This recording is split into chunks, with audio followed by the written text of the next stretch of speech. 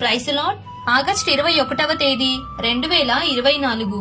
ఈ రోజు దేవుని వాగ్దానం.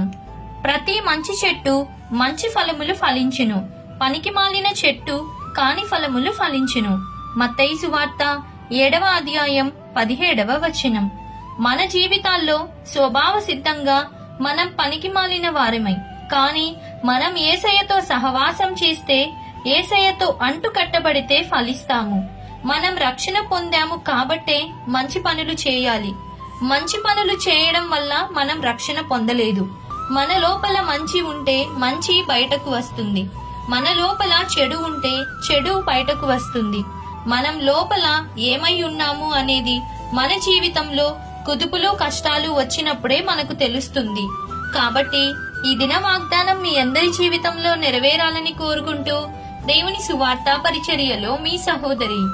ఆమేన్. God bless you.